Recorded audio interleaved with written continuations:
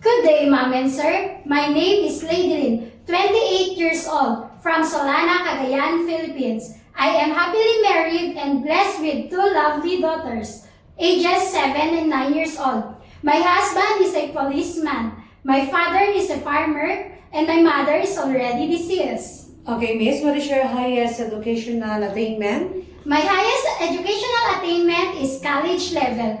I took up Bachelor of Secondary Education, major in Social Science. Okay, which your religion? My religion is Roman Catholic. Okay, do you have a brothers and sister? Yes, ma'am, I have one brother. Okay, what is your hobbies? My hobbies are cooking, cleaning, baking, and doing household chores. Okay, do you have an experience as a local helper or as domestic helper? Yes, ma'am, I have a past experience here in the Philippines for 4 years. I serve 4 members of the family.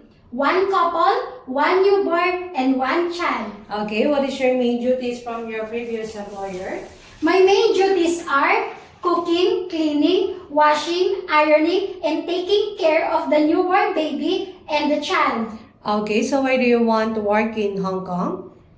I want to work here in Hong Kong for the future needs of my family. Okay, since you are first timer to work in Hong Kong, are you willing to be trained? Yes, ma'am, I am willing to be Are you trained. fast learner? Yes, ma'am. Can you offer tutorial for the children like reading and writing? Yes, ma'am. Are you willing to learn on how to cook some Chinese dishes? Yes, ma'am. Are you willing to take care of newborn baby in Hong Kong? Yes, ma'am. How about elderly? Yes, ma'am. Okay, can you do car washing? Yes, ma'am. Can you finish your contract in Hong Kong? Yes, ma'am. Okay, lastly, do you have a message to your future employer?